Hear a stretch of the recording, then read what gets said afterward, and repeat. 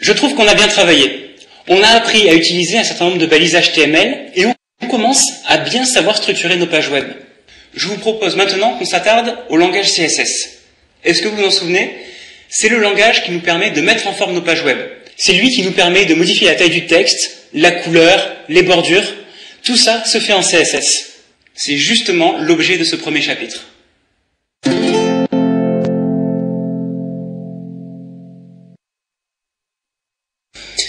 Pour découvrir le langage CSS, en général, j'aime bien montrer un site qui est assez connu, qui s'appelle CSS Zengarden. csszengarden.com, voilà, qui ressemble à ça. C'est un joli site, mais qui a une particularité, il sert justement à montrer les fonctionnalités du langage CSS. Il faut savoir que toutes les pages web, comme celle-ci, sont constituées de deux fichiers, un fichier HTML et un fichier CSS. Et si on enlève le CSS, si on regarde uniquement le code HTML de cette page web, on obtient ceci.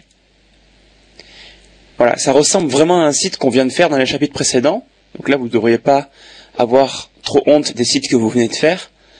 Voilà, tout ce que vous voyez là, on sait déjà le faire en fait.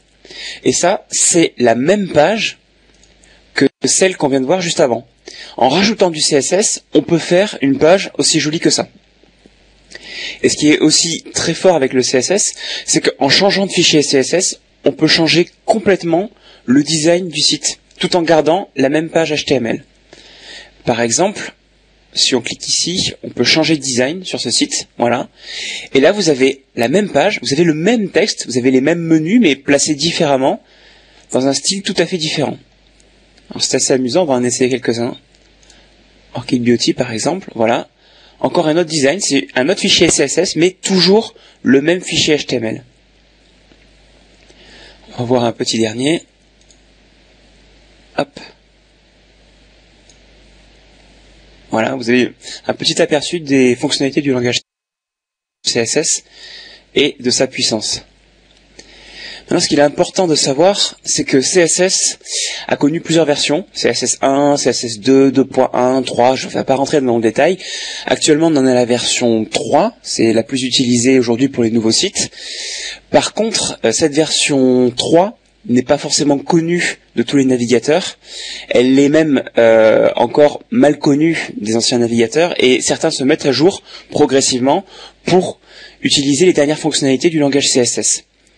Pour savoir si les fonctionnalités de CSS que vous voulez utiliser sont disponibles sur certains navigateurs, je vous recommande d'aller sur le site caniuse.com qui présente, alors sur plusieurs types de langages, HTML, SVG, etc. Mais surtout là on va regarder CSS. Il présente pour les fonctionnalités les plus récentes de CSS, là que vous avez sur votre gauche, si les navigateurs savent les gérer ou non. Par exemple, on va regarder position fixée, c'est une position fixée, on va voir que là, la plupart des navigateurs aujourd'hui savent le gérer parce que Internet Explorer, Firefox, Chrome, dans les versions 8, 9, 10 et pour Firefox 18, 19, etc., supportent très bien cette fonctionnalité. C'est moins le cas, on le voit, des anciennes versions d'iOS, donc sur les iPhones. On peut en voir quelques autres. Par exemple, les transformations 3D, ça c'est un peu plus complexe, et on voit que, par exemple, Firefox, Chrome les supportent bien, avec certaines spécificités. Par contre, Internet Explorer 8, Internet Explorer 9 ne le supportent pas, et il faut savoir le prendre en compte quand vous allez faire votre site. C'est pas parce que certains navigateurs ne supportent pas la fonctionnalité que vous ne devez pas l'utiliser. Par contre, il faut simplement le savoir et éventuellement afficher un message aux anciens navigateurs ou les inciter à mettre à jour leur navigateur. Enfin voilà, il y a toujours des possibilités, mais il faut le savoir. Vous pouvez pointer sur les différentes cases pour avoir dans une infobulle, comme vous le voyez là, on avait utilisé l'attribut title justement pour le faire, l'usage global du navigateur. Par exemple ici, on voit que Internet Explorer 9 est globalement utilisé à 14,57% dans le monde.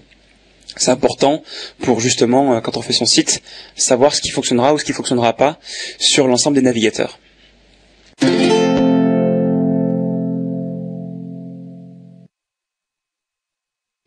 Comment est-ce qu'on fait pour écrire du code CSS ? Jusqu'ici, on a uniquement écrit des balises HTML dans un fichier .html. Eh bien, il faut savoir en fait que le CSS, on peut l'écrire de 3 façons différentes. La première, qui est la plus recommandée, c'est de créer un fichier à part, un fichier .css, et de lier la page HTML avec le fichier CSS. C'est la méthode que je vous recommande d'utiliser autant que possible. Ensuite, il y a 2 autres méthodes que je vous montrerai rapidement, qui consistent à écrire du code CSS au milieu de nos balises HTML.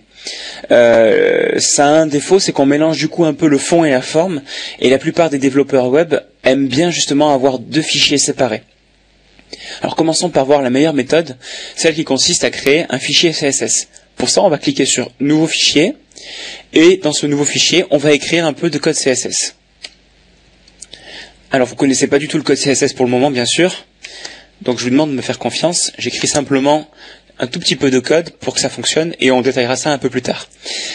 On enregistre ce fichier à côté de la page HTML. On va l'appeler par exemple style.css, sachant qu'il est très important de donner l'extension .css, et on enregistre.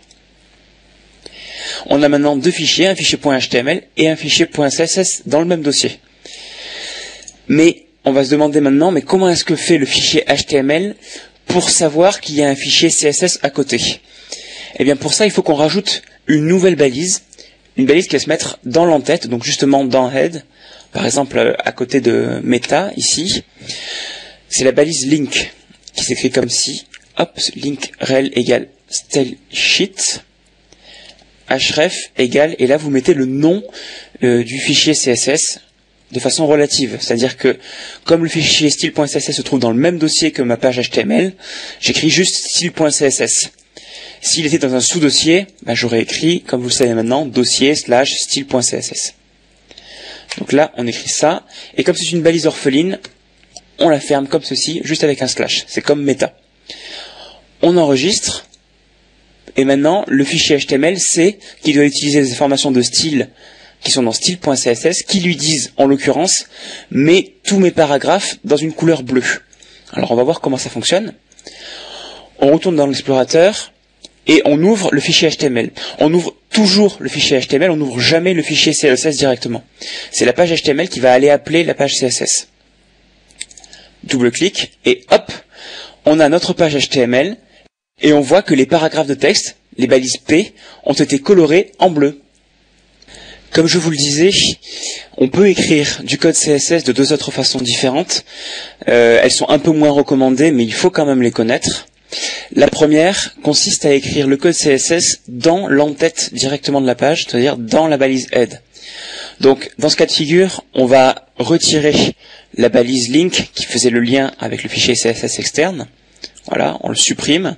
D'ailleurs, on va en profiter pour enregistrer et regarder comment la page change. Si j'actualise, tout le texte, tous les paragraphes sont redevenus en noir puisqu'il n'y a plus d'informations de style associées.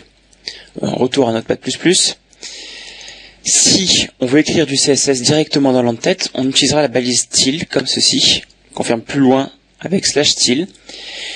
Et à l'intérieur de cette balise style, on écrit le code CSS. Par exemple, celui qu'on avait vu tout à l'heure, P, color blue, hop. Voilà, ça fonctionne aussi, ça a le même effet, sauf qu'on a du code CSS un peu au beau milieu du code HTML. Mais vous allez voir, si on retourne dans le navigateur, on actualise, hop, les paragraphes sont redevenus en bleu. Une dernière façon à connaître, alors là je vais enlever la balise style, c'est la 3e façon, elle consiste à écrire du code CSS directement dans des attributs des balises HTML. Par exemple, si on veut que uniquement cette balise de paragraphe soit écrite en bleu, on va y rajouter l'attribut p style égale, à l'intérieur duquel on va écrire un peu de CSS, par exemple color blue. Ça fonctionne aussi, c'est vraiment la méthode la moins recommandée parce qu'elle mélange complètement le CSS et le HTML, mais elle peut parfois se révéler utile. Donc on retrouve justement un attribut style qu'on peut mettre sur n'importe quelle balise, on pourrait aussi le mettre sur H1 et d'autres balises, et à l'intérieur duquel on dit qu'est-ce qu'on veut, par exemple que le texte est de couleur bleue. Et si on enregistre, on verra que seul le premier paragraphe sera de couleur bleue. On va voir ce que ça donne. Hop, on actualise et on voit seul le premier paragraphe est de couleur bleue. Alors, beaucoup de gens qui débutent me font remarquer que la première méthode, celle qui consiste à faire des fichiers .html et des fichiers .css, semble plus compliquée. Il se dirait, ce serait peut-être quand même mieux de mélanger le code HTML et le code CSS dans un même fichier, ça a l'air plus simple.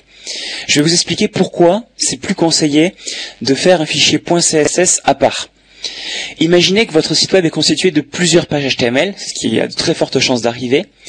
Si vous mélangez le HTML et le CSS, vous allez devoir répéter les mêmes instructions dans chaque code HTML. Par exemple, si vous voulez dire que vos paragraphes sont en bleu, et vous avez 3 pages HTML, page 1, page 2 et page 3, si vous mélangez le code CSS et vous le mettez à l'intérieur de la page HTML, vous allez devoir dire ici les paragraphes sont en bleu, les paragraphes sont en bleu aussi dans cette page, et les paragraphes sont en bleu dans cette page. Alors que si vous avez un fichier CSS centralisé, comme dans ce schéma, les pages HTML font référence à un même fichier CSS et c'est le seul à dire les paragraphes sont en bleu. Maintenant, imaginez que demain, vous changez d'avis et vous aimeriez que les paragraphes soient écrits en vert. Dans le cas d'un fichier style CSS centralisé, vous avez juste besoin de changer ce fichier et de dire les paragraphes sont en vert et automatiquement toutes vos pages web vont voir leurs paragraphes écrits en vert. En revanche, si vous aviez mélangé le code CSS et vous l'aviez inscrit dans vos pages HTML, vous auriez dû modifier chacune des pages HTML une à une et dire ici les paragraphes sont en vert, les paragraphes sont en vert, les paragraphes sont en vert. Voilà pourquoi il est assez fortement recommandé de créer un fichier .css centralisé comme ceci. En fin de compte, la quasi-totalité des développeurs web écrit aujourd'hui son code CSS dans un fichier externe, un fichier .css. C'est donc cette technique que nous allons utiliser dans la suite de ce cours. Les autres solutions que nous avons vues sont pratiques et elles peuvent dépanner, mais il ne faut vraiment pas en abuser.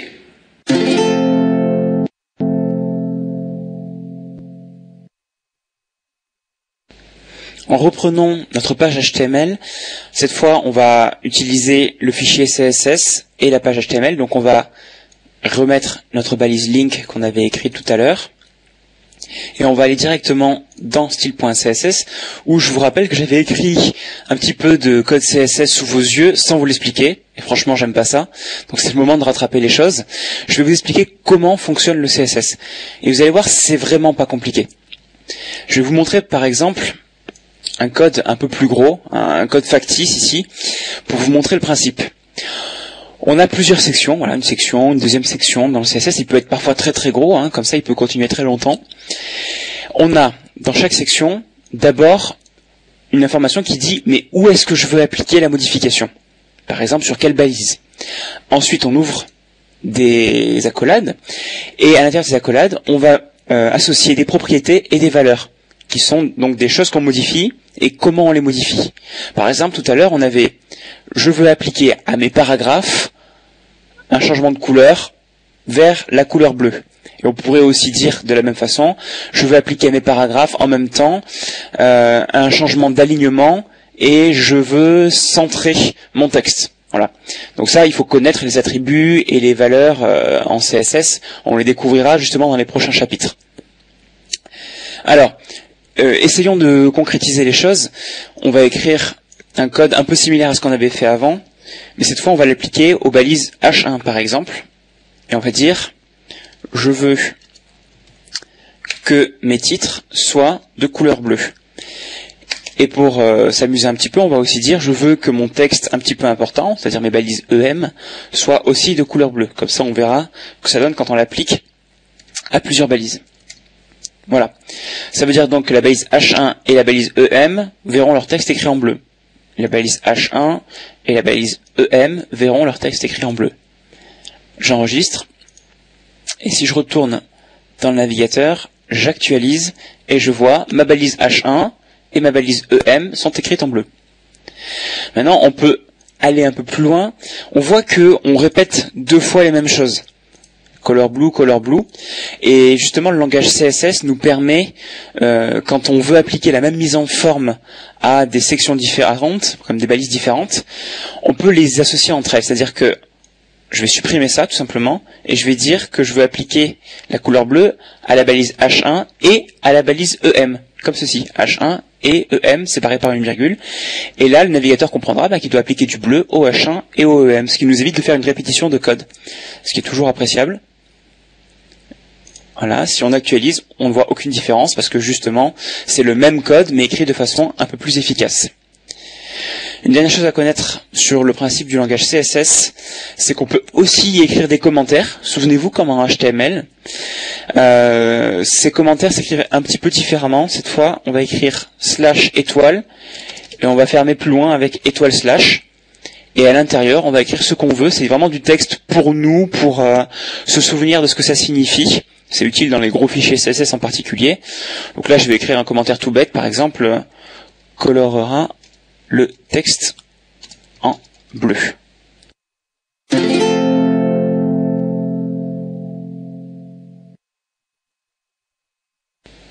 Ce qu'on vient de faire est intéressant, mais il y a une limitation, c'est qu'on cible ici toutes les balises H1 et toutes les balises EM. Et tout à l'heure, quand on avait ciblé les paragraphes, j'enlève le commentaire qui nous sert à rien, quand on avait ciblé les paragraphes, on ciblait tous les paragraphes. Et du coup, les deux paragraphes étaient écrits en bleu. Comment peut-on faire pour faire en sorte que seul le premier paragraphe soit écrit en bleu? On avait vu une méthode qui consistait à écrire le code CSS directement dans la balise de paragraphe, mais je vous avais aussi dit que c'était très mal et qu'il fallait pas le faire. Alors, comment est-ce qu'on peut faire? Eh bien, heureusement, il y a une solution qui passe par deux attributs au choix, l'attribut class et l'attribut ID, qu'on peut mettre sur quasiment n'importe quelle balise. On va commencer par l'attribut class. Il nous permet d'identifier en fait une ou plusieurs balises. On va leur donner un nom, par exemple introduction, voilà. Ça c'est mon paragraphe intitulé introduction. Et du coup en CSS, on va pouvoir faire référence à ce paragraphe en écrivant point introduction. Le point signifie qu'on fait référence à une classe, et du coup qu'on veut mettre en bleu tout ce qui est à la classe introduction. Et du coup, seul le premier paragraphe sera écrit en bleu. Et ça fonctionne très bien. Voilà, on a le premier paragraphe qui est écrit en bleu. On a aussi un autre attribut, l'attribut ID que vous connaissez déjà puisqu'on l'a utilisé pour faire des encres dans le chapitre sur les liens. Et on le retrouve aussi ici, il nous sert aussi en CSS en fait. Au lieu d'écrire classe égale introduction, on peut écrire ID égale introduction. Et dans ce cas, il ne faut pas écrire point introduction mais dièse introduction. Et vous allez voir, si on retourne dans le navigateur, on actualise, ça a strictement le même effet. Alors, quelle est la différence entre classe et ID, vous allez me dire? Eh bien, je vous le disais, ID, on ne peut l'écrire qu'en un seul exemplaire dans une page web. Donc, il ne peut pas y avoir deux fois ID égale introduction. Ça, c'est strictement interdit en HTML. Il faut vraiment qu'il y ait un seul ID qui a le même nom à la fois dans une même page. Si vous voulez cibler par exemple les deux paragraphes, vous allez devoir écrire la balise, l'attribut pardon, classe. Voilà. Là, ça c'est autorisé quand on a deux fois classe, c'est bon. Par contre, deux fois ID appelé introduction, ça c'est interdit. Les attributs classe et ID vous permettent donc de retrouver des balises précises dans votre code CSS. La seule différence entre les deux, c'est que les noms d'ID doivent être uniques dans chaque page, tandis que les noms de classe peuvent être utilisés plusieurs fois dans une même page web. Je vais vous poser maintenant une colle. Comment est-ce qu'on ferait si on voulait, par exemple, écrire uniquement le mot bienvenue en bleu? On serait assez embêté, en fait, parce qu'il n'y a pas de balise spécifique qui l'entoure. On avait vu que pour le mot vide, par exemple, on avait pu le faire parce qu'il y avait la balise EM autour, mais il n'y a pas de balise autour de bienvenue, et on va pas forcément avoir envie de rajouter une balise EM autour. Alors, dans ce cas, je vais effacer ce qu'on avait écrit avant. Il existe en fait des balises spécifiques, des balises qui servent à englober du texte ou à englober des images, ce que vous voulez, et ce sont des balises qui n'ont pas de sens en HTML. Contrairement aux balises H1 qui signifiaient titre, P qui signifie paragraphe, ces deux balises sont les balises pan et les balises div. Alors, on l'utilise dans des cas différents. La balise pan, on l'utilise à l'intérieur d'un texte, comme ici. Donc, par exemple, dans un bloc de texte, c'est une balise qui est similaire à la balise EM, c'est-à-dire qu'on la trouve au milieu d'un texte et elle permet d'englober du texte. D'une autre façon, il y a aussi la balise div qui sert, elle, plutôt à englober un bloc de texte, par exemple, /div, voilà. C'est une balise qui ressemble à la balise H1 et la balise P dans le sens où elle crée des blocs de texte dans la page web. Ces balises span et div, on l'utilise aussi peu que possible parce que elles n'ont pas de sens. Ça veut dire que l'ordinateur ne comprend pas ce qu'elles signifient. Et du coup, des robots de moteurs de recherche, par exemple, quand ils vont analyser votre page, ils vont comprendre que ça c'est un mot important. Par contre, ça, ils vont rien faire de spécial parce que ils verront span, ils verront div, et ils diront c'est rien de spécial. Alors que ça, ils savent que c'est un paragraphe de texte grâce à la balise P.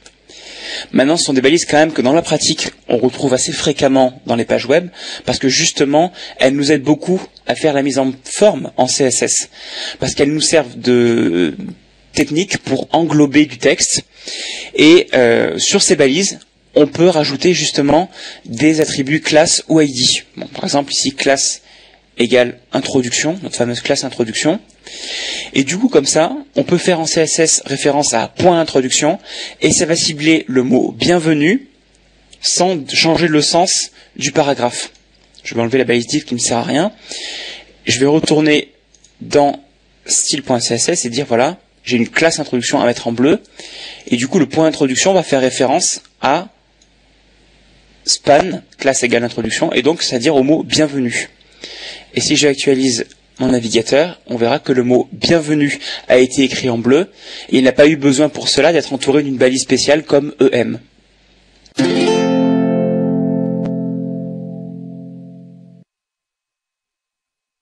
Terminons notre découverte du langage CSS en regardant un petit peu plus près comment fonctionnent les sélecteurs.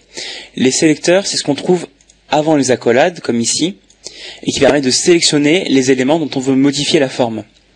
On avait vu qu'on pouvait cibler, par exemple, tous les paragraphes, ou aussi tous les paragraphes et tous les EM, en séparant par une virgule. On a vu aussi comment on faisait avec des classes, avec des ID, et il y a d'autres techniques qu'il faut connaître. Il y a beaucoup de sélecteurs, en fait, en CSS. La première que j'aimerais vous montrer, c'est le sélecteur universel. C'est le plus global et le plus simple qui soit. C'est une étoile. Avec une étoile, vous dites, je veux que tous les éléments de ma page aient une couleur bleue, quelle que soit donc la balise. On va voir ce que ça donne. Hop, tout est en bleu. Un autre sélecteur à connaître, c'est le sélecteur qui permet de prendre une balise à l'intérieur d'une autre. Par exemple, on retourne au code HTML et on imagine qu'ici je vais faire un sous-titre. Sous-titre. Et dans ce sous-titre, je vais mettre un EM aussi, par exemple, pour dire que le mot titre là est un petit peu important. Et on aimerait faire en sorte que on mette en bleu ce mot titre là, mais pas ce mot vide ici. Or, tous les deux utilisent la balise EM. Comment est-ce qu'on peut faire ? On va dire en fait qu'on veut cibler les EM qui se trouvent dans des balises H2. Et pour ça, on va écrire H2 EM. Juste séparé par un espace, il n'y a pas de virgule entre les deux, ça veut dire les EM qui se trouvent dans les H2, on va les mettre en bleu. Et si on regarde dans le navigateur, on a bien le sous-titre avec ce EM là qui a été mis en bleu et pas celui-ci. On peut aussi cibler des balises qui en suivent d'autres. Par exemple, on peut cibler les paragraphes qui suivent les balises H2. Pour ça, on va écrire H2 plus P, comme ceci, et ça signifie tous les paragraphes qui suivent des balises H2. Ça veut dire, par exemple, ce paragraphe est à la suite d'une balise H2, donc il sera mis en bleu. Par contre, ce paragraphe est à la suite d'un autre paragraphe, donc il ne sera pas mis en bleu. Voilà, on voit, le premier paragraphe qui suit un H2 a bien été mis en bleu. D'autres techniques existent, on va en voir encore un petit peu. On peut par exemple cibler, là on ciblerait tous les liens, mais on peut aussi cibler tous les liens qui contiennent un attribut title, comme ceci, entre crochets. Et là, tous les liens qui comportent un attribut title seront écrits en bleu, et les liens qui ne comportent pas d'attribut title seront écrits normalement. On peut aussi encore être plus précis et dire tous les liens qui comportent un attribut title qui ont comme valeur cliquez ici. Et là, uniquement ces liens-là seront écrits en bleu. On peut même aller encore plus loin et dire je veux cibler tous les liens qui comportent un attribut title et qui contiennent dans leur valeur le mot ici, peu importe où il soit placé. Voilà. Ça aussi, ça fonctionne. Et il existe encore pas mal de sélecteurs en CSS. Je vais pas tous vous les montrer. Vous avez déjà un aperçu de la puissance du langage CSS. Et avec ça, on va pouvoir faire beaucoup de choses. Justement, dans les prochains chapitres, on va s'amuser un petit peu plus. On va découvrir de nouveaux attributs comme color. Et on va justement changer la mise en forme de notre page web.